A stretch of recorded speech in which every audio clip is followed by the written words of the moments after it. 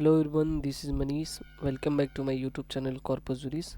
आज के इस वीडियो में जो है हम आईपीसी के अंतर्गत जो जनरल एक्सेप्शन है, साधारण अपवाद, जो कि अध्याय 4 में दे के रखा गया है, उसके बारे में कंप्लीट हम देखेंगे।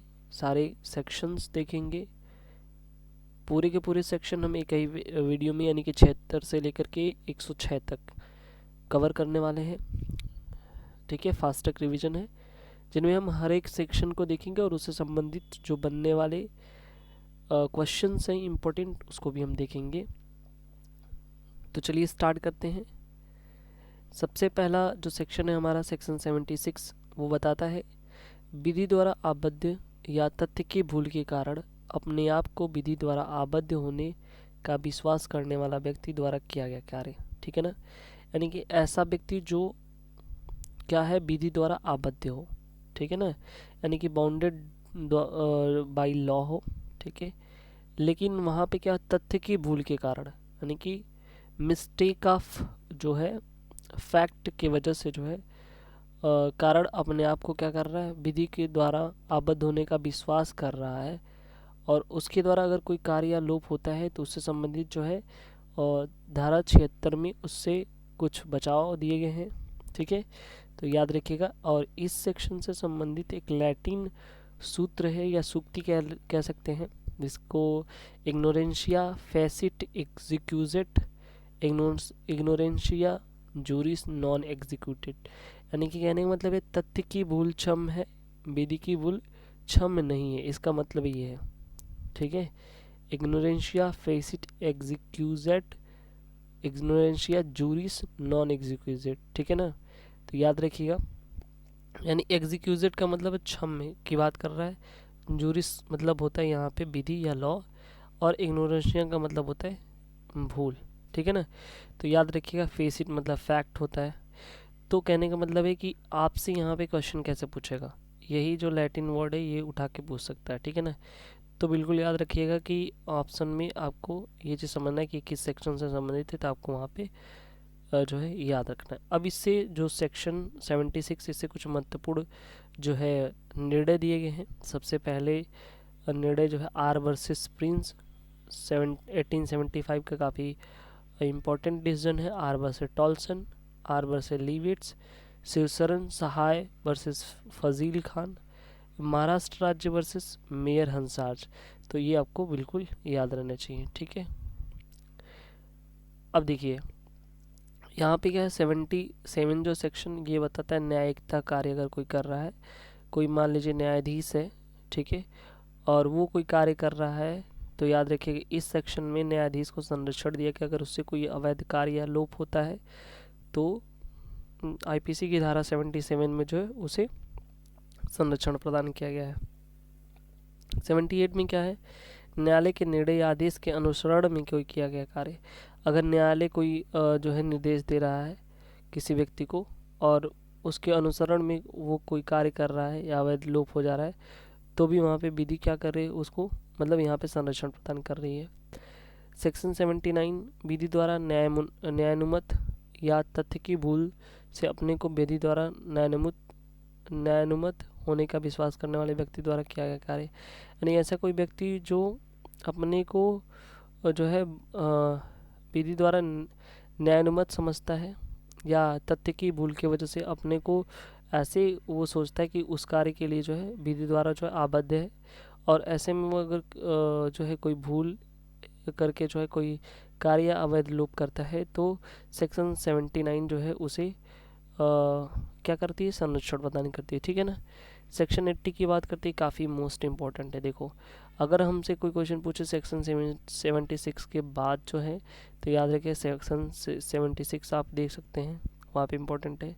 सेक्शन 79 और 80 सेक्शन 80 विधिपूर्ण कार्य में दुर्घटना यानी कि एक्सीडेंट की बात करता है। तो सीधी सीधी तुमसे पूछ लेगा कि भाई एक्सीडेंट किस सेक्शन से आईपीसी में संबंधित है, या एक्सीडेंट संरक्षण प्रदान करता है किसी व्यक्ति को। भारतीय दंड संहिता 1860 की कौन सी धारा है, तो याद रखिएगा वो सेक्शन 80 है। केवल कार्य किसी को अपराधी नहीं बनाता है जब तक वो उसका अपराधी मन ना हो। ठीक है, यानी कि जो है क्रिमिनल इंटेंशन ऑफ माइंड होना चाहिए, ठीक है।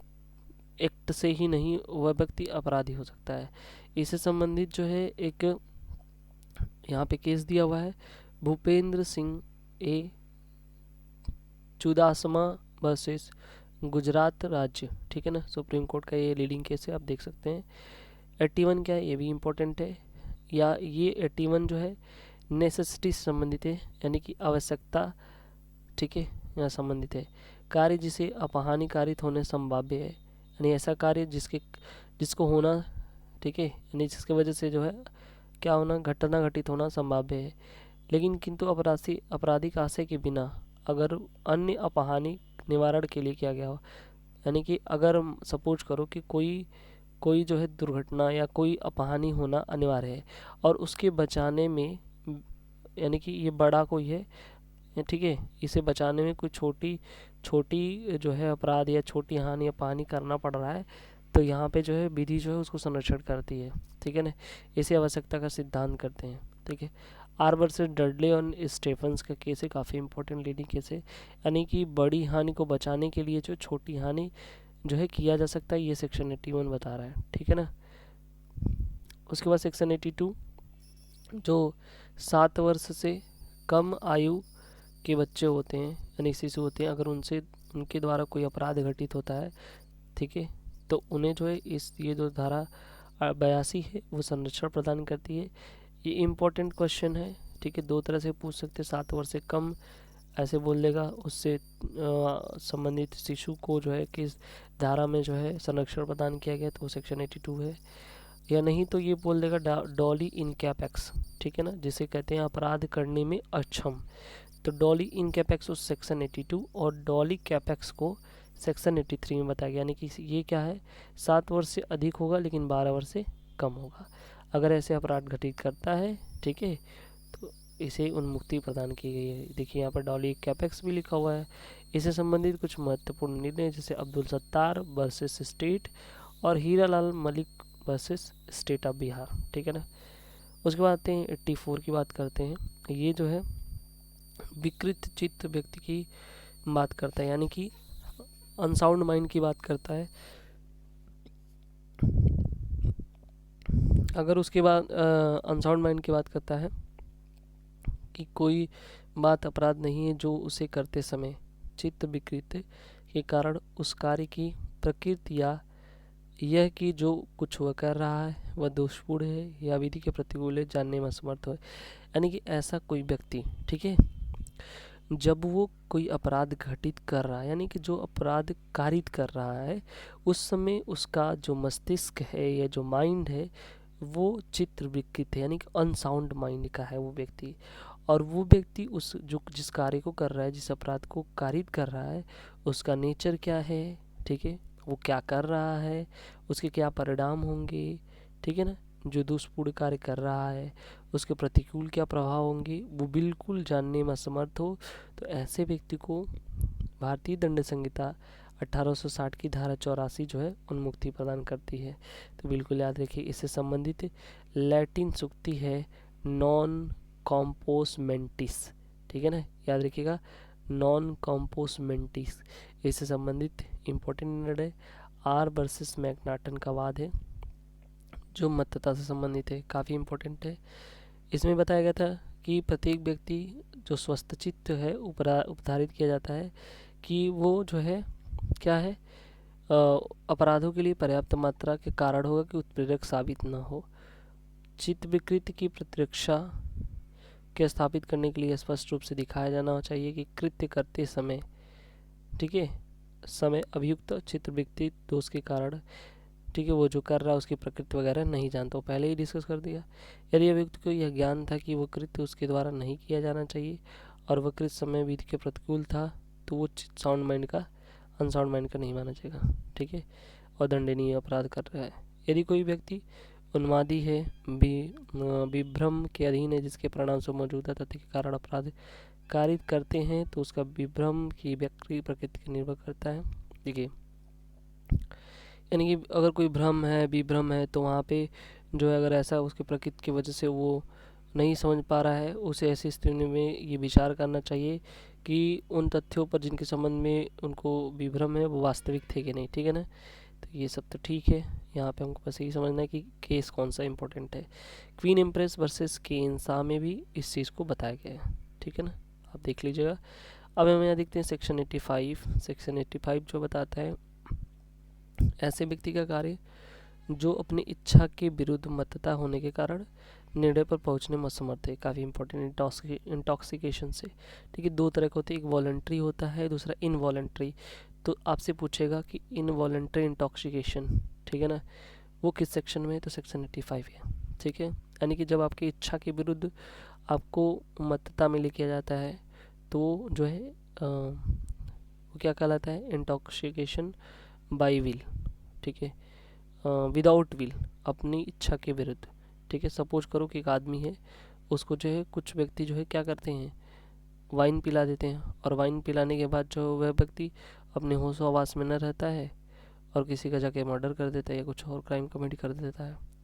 ऐसे केस में वो बचाव ले सकता है कि वो अपनी इच्छा के विरुद्ध क्या था, मतता होने के कारण जो है वो निर्णय पर पहुंचने में असमर्थ था, जिसकी वजह से यह कहानी कारित थी या घटना कारित हुई है, ठीक है।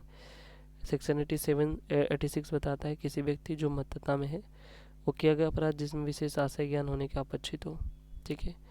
वासुदेव वर्सेस पेप्सू राज्य, जहाँ तक ज्ञान का प्रश्न है, मध्य व्यक्ति को उसी ज्ञान से युक्त माना जाएगा जिससे कि सामान्य प्रज्ञा वाला व्यक्ति युक्त होता है, किंतु यह आशय का प्रश्न इसका निर्धारण मामले में समान परिस्थितियों, हाँ भाई, सामान्य परिस्थितियों को देख के बताया जा सकता है कि वो जो है वो व्यक्ति जो है मतता की हालत में है वो किसी घटना की प्रकृति को समझने में जो है समर्थ है कि नहीं। 87 देखते हैं, ये जो है सेक्शन 86 जो है वॉलंटरी इंटॉक्सिकेशन की बात करता है। अगर अगर कोई व्यक्ति वॉलंटरी इंटॉक्सिकेशन किया है तो माना जाएगा कि वो उसी प्रकार जो है वो सामान्य प्रज्ञावान व्यक्ति की तरह ही सोचता है, ठीक है ना, तो वहाँ पे लाइबल भी हो सकता है, ठीक है। 87 की बात करते सम्मति से किया गया कार्य जिसमें मृत्यु या घोर उपहति कारित करने का आशय न हो, न कि उसकी संभावना ज्ञान हो। देखिए 87 काफ़ी इंपॉर्टेंट है, कंसेंट से रिलेटेड है। अगर मान लो कि हम किसी क्रिकेट मैदान में जाते हैं क्रिकेट खेलते देखने के लिए, और वहाँ पे कोई क्रिकेट जो बैट्समैन है उसके द्वारा जो बॉल है वहाँ पे आकर के मुझे लग जाता है, तो मैं उसके ऊपर जो है क्लेम नहीं कर सकता, या जो भी मुझे घटना घटित हुई है, कुछ चोट वगैरह लगा है, तो उसके लिए मैं उसको ब्लेम नहीं कर सकता, ठीक है, क्योंकि हम खुद कंसेंट दे करके जो है पर्ची कटा करके वहाँ गए हैं देखने के लिए। जैसे हम ये बचाव नहीं लिख सकते कि खेल, कुश्ती, क्रिकेट इत्यादि में कि जो है हमको उनसे चोट लगा है या वो उसके लायबल है, क्योंकि हम यहाँ पे कौन सा सिद्धांत लागू हो जाता है, यहाँ सेक्शन 87 IPC जो बताता है वॉलंटी नॉट फिट इंजुरी, यानी जो सम्मति देता है उसे क्षति नहीं पहुँचती, सिंपल सी बात है, ठीक है ना, यानी कि वो अपने रिस्क पे गया है। सेक्शन 88 जो बताता है किसी व्यक्ति के फ़ायदे के लिए सम्मति सद्भावपूर्वक यदि दिया गया है तो जिसे मृत्यु करने का आशय नहीं है, तो ऐसे में जो है वो क्या होगा, बचाव मिल सकता है, यानी कि उसे लाइबल नहीं ठहराया जाएगा। जैसे कि एग्जाम्पल के तौर पर जो है मान लीजिए कि अगर कोई डॉक्टर है, अगर कोई बच्चे का इलाज चल रहा है, ठीक है, तो जब कभी भी आप देखते होंगे कि इलाज या ऑपरेशन वगैरह के टाइम में, ठीक है, जो गार्जियन होते हैं उनके कंसेंट चाहिए होता है, एक पेपर पे साइन करना होता है। वो साइन यही होता है कि भाई हमने ऑपरेशन कर, मतलब वो डॉक्टर के द्वारा वो एक ही होता है कि भाई मैं ऑपरेशन करने जाता हूँ, इसमें आपका कंसेंट है। बाद में अगर मैं सद्भावपूर्वक ही करूँगा, अगर आगे चल कर के कोई दिक्कत होती है तो मैं लाइबल नहीं हूँगा, अधिकतर आप देखोगे। तो ये जो सेक्शन 88 काफ़ी इंपॉर्टेंट है, तो कई बार ये घुमा के क्वेश्चन पूछ लेता है, तो बिल्कुल याद रखिएगा यहाँ पे जो सम्मति है वो सद्भावपूर्वक, बाई फोर्स नहीं है, ठीक है। अगर ऐसा दिया गया है तो फिर क्या होगा, ये माना जाएगा कि वो जो है अगर कोई घटना घटित होती है या कोई अपराध कमिट होता है, तो यहाँ पे अपराध नहीं कह सकते, एक सद्भावपूर्वक किया गया कार्य है, ठीक है ना, जिसमें मृत्यु कारित हो जाती है, तो ये जो है सेक्शन 88 डील करता है, और इसमें जो है उसको संरक्षण प्रदान किया गया है। एग्जाम्पल डॉक्टर का कृत्य मरीज के संदर्भ में, ठीक है। 89 देखते हैं, संरक्षक द्वारा उसकी सम्मति शिशु या उन्मत्त व्यक्ति के फायदे के लिए सद्भावपूर्वक कार्य। अगर संरक्षक के द्वारा संरक्षक हो या उसकी सम्मति, यानी संरक्षक की सम्मति या कोई शिशु है, ये अपने यानी कि संरक्षक के द्वारा जो गार्जियन होते हैं, माँ बाप के होते हैं, तो उनके द्वारा जो है अपने बच्चे के फ़ायदे के लिए अगर कोई कार्य के लिए सद्भावपूर्वक कोई जो है किया जा रहा है, जिसमें कुछ ऐसी घटना घटित हो रही है जिसमें जो है अपहानिकारित हो रहा है, तो उसको संरक्षण प्रदान किया गया है, जैसे टीचर का कृत्य, ठीक है, बचाव में। तो ये सारा चीज़ जो है इसमें कवर होगा। 90 सेक्शन जो देखते हैं, सम्मति जिसके संबंध में यह ज्ञात हो कि भ्रम या भय के अधीन हो, तो वो डॉक्टर के कृत्य है, ठीक है ना। यानी कि 90 बताते हैं सम्मति, ठीक है, जिसके संबंध में यह ज्ञात हो कि वह भ्रम या भय के अधीन दी गई है, वो सेक्शन दशरथ पासवान बस स्टेट ऑफ बिहार राज्य। सेक्शन 91 बताता है ऐसे कार्यों का अपवर्जन जो कारित अपहानि के बिना स्वतः अपराध हो, ठीक है ना। वो अपहानि के बिना जो है स्वतः एक अपराध, जैसे मान लो गर्भपात कराना किसी अपहानि के बिना भी एक स्वतः अपराध होता है, ठीक है ना।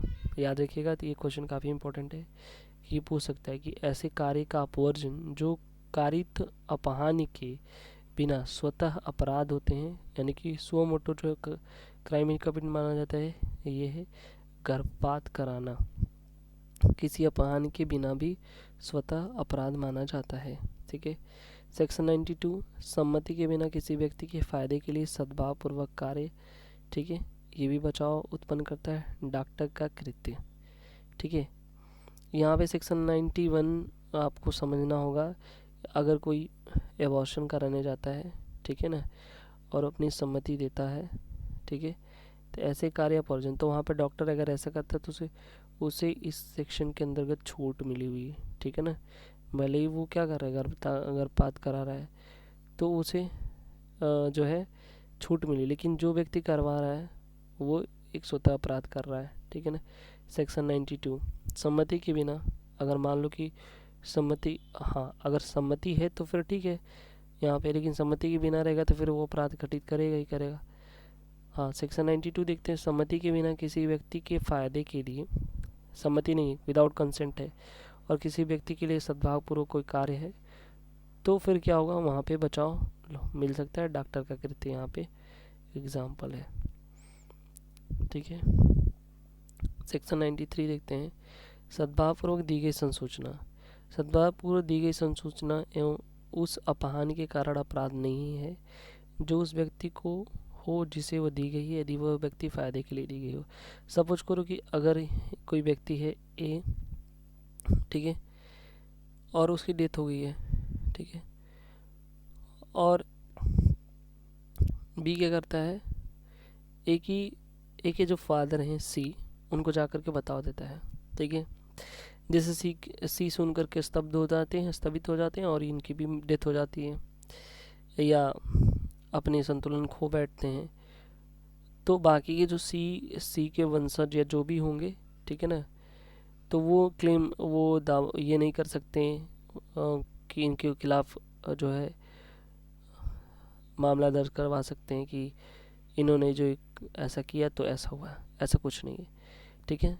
इसलिए क्योंकि ये सद्भावपूर्वक जो है जाकर के उन्होंने संसूचना दिया है, सद्भावपूर्वक इनका कोई इंटेंशन नहीं था ऐसा करना, तो अगर ये जाकर के सूचना देते हैं तो अपराध की श्रेणी में नहीं आएगा और ये छूट ले सकते हैं सेक्शन 93 के तहत। सेक्शन 94 बताते हैं वह कार्य जिसको करने के लिए व्यक्ति को धमकी द्वारा विवश किया गया हो, ठीक है।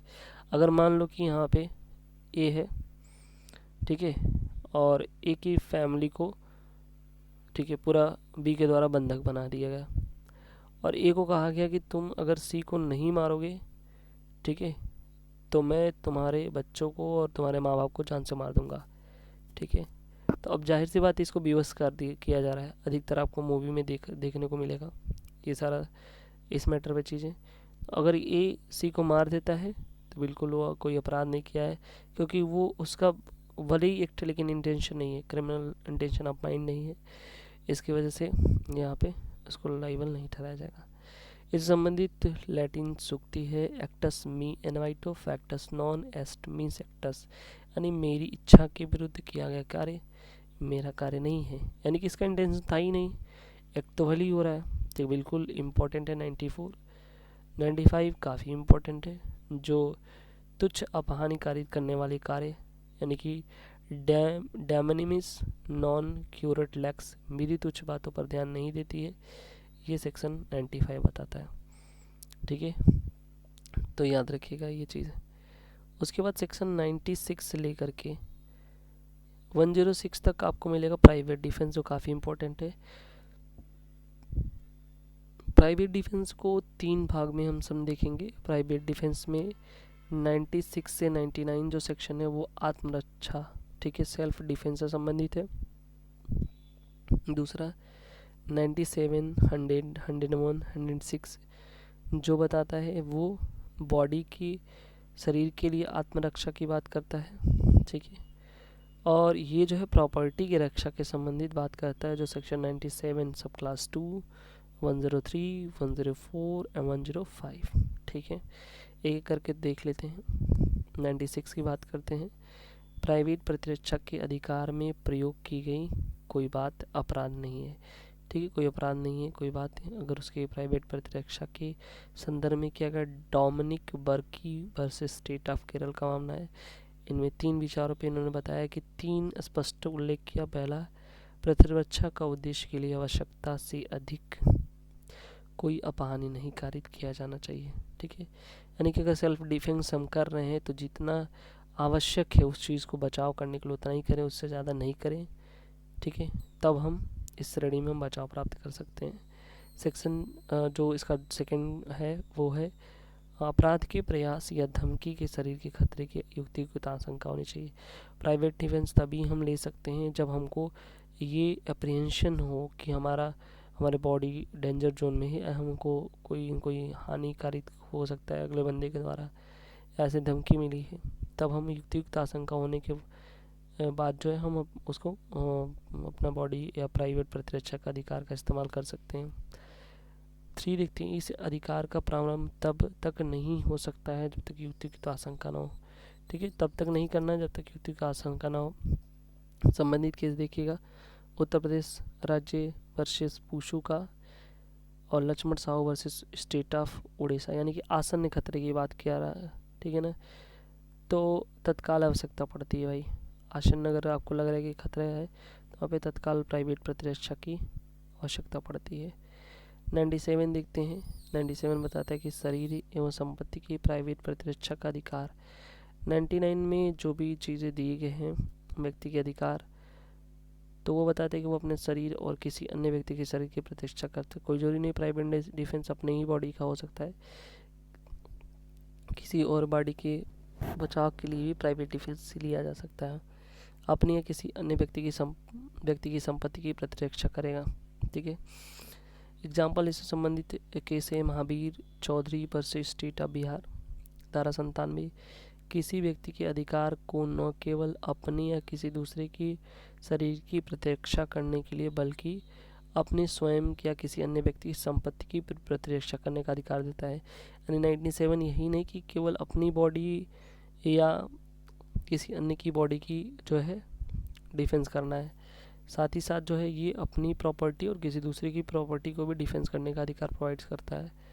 ठीक है, 98 देखते हैं, ऐसे व्यक्ति के कार्य के विरुद्ध प्राइवेट प्रतिरक्षा का अधिकार जो चित्र व्यक्तिगत हो, यानी कि जो अनसाउंड माइंड हो उसकी जो प्राइवेट सेल्फ डिफेंस है उसके विरुद्ध जो है प्राइवेट प्रतिरक्षा का अधिकार। ठीक है, विरुद्ध उपलब्ध है जो अपने में स्वतः अपराध नहीं है, अगर ऐसा किया जा रहा है तो अपराध नहीं है। सेक्शन 99, कार्य जिसके विरुद्ध प्राइवेट प्रतिरक्षा का अधिकार का कोई अधिकार नहीं है, जैसे 99 सीमा निर्धारित करती है जिसके अंतर्गत प्राइवेट प्रतिरक्षा का प्रयोग किया जाना चाहिए, यानी वो बताती है कि किसके अंतर्गत प्राइवेट प्रतिरक्षा का अधिकार का प्रयोग करना चाहिए। सेक्शन 100 क्या बताता है कि जो प्राइवेट प्रतिरक्षा यानी कि प्राइवेट डिफेंस है उसका जो राइट्स है वह कहाँ तक जो है विस्तारित है और कब होता है। तो कुछ परिस्थितियाँ दी गई। सबसे पहला, हमला जिसमें युक्तियुक्त रूप से आशंका होनी चाहिए कि जो परिणाम है वो मृत्यु होगा। दूसरा, हमला जिसमें युक्त आशंका हो कि घोर उपाधि, यानी ऐसा हमला जिसमें परिणाम मृत्यु का आशंकित हो। दूसरा, या घोर उपाधि क्या करें, या बलात्संग के केस में किया गया हमला, या काम तृष्णा की तृप्ति के आशय से किया गया हमला, तो या व्यपहरण, ठीक है, एबडक्शन के या किडनैपिंग के आशय से किया गया हमला, सदोष परिरोध के आशय से किया गया हमला, या एसिड फेंकने से संबंधित किए गए हमले या ऐसी आशंका, तो ये क्या करेगा, यहाँ पे हम लोग मृत्यु कारित करने तक जो है हम यहाँ पे प्राइवेट डिफेंस का इस्तेमाल कर सकते हैं। एग्जाम्पल 1930 में दरोगा लोहार का केस है, Vishwanath versus state of UP का केस है, ठीक है। 101 देखते हैं, कब ऐसे अधिकार का विस्तार मृत्यु से भिन्न कोई अन्य अपहानि, यानी 100 बताता है कि मृत्यु के अलावा कोई अन्य अपहानि कारित करने का अधिकार प्रोवाइड्स करता है। 102 इम्पोर्टेंट काफ़ी है, शरीर के प्राइवेट प्रतिरक्षा का अधिकार कब तक बना रहता है, ये बताता है। 103 बताता है कि वहीं प्रॉपर्टी की जो डिफेंस है वो कब मृत्यु कारित करने तक हो सकता है। देखिए अभी हमने बताया क्या 100 में, ये बिल्कुल याद रखिएगा 100 में कि कब किसी बॉडी प्राइवेट प्रतिरक्षा का अधिकार जो है कब तक मृत्यु कारित कब होता है। वहीं 103 बता रहा है कि अगर प्रॉपर्टी से रिलेटेड है तो उसकी बचाव के लिए कब किस हद तक मृत्यु कारित करने का अपराध जो एक आदमी कर सकता है और बचाव मिल जाएगा। तो पहले लूट, अगर लूट के केस में है, ठीक है, अगर ऐसे में अपनी संपत्ति को बचाने के दौरान जो है अगर वो व्यक्ति जो लूट कर रहा है उसका अगर मर्डर कर देता है बचाव में, या रातिगृह वेदन, यानी कि जैसे सेंध काटना कहते हैं, हाँ, वहाँ पे भी ऐसे हो सकता है। अग्नि द्वारा रिष्टि अगर किया जा रहा है तो, या चोरी रिष्टि या गृह अत्याचार किसी कारणवश किया जा रहा है, ठीक है, तो ऐसे में अगर आशंका भी हो तो वो प्रतिरक्षा का अधिकार का प्रयोग न किया गया तो परिणाम मृत्यु या घोर उपाधि ही होगा, याद रखिएगा। 104 ऐसे अधिकार या विस्तार मृत्यु भिन्न कोई अपहानि कारित करने तक का कब होता है, ये बता रहा है। और 105 बता रहा है संपत्ति की प्राइवेट प्रतिरक्षा का अधिकार कब तक प्रारंभ और बना रहना, ये बता कब प्रारंभ होगा कब बना रहेगा। और सेक्शन 106 घातक हमले के विरुद्ध प्राइवेट प्रतिरक्षा का अधिकार जबकि निर्दोष व्यक्ति को अपहानि होने की जोखिम हो।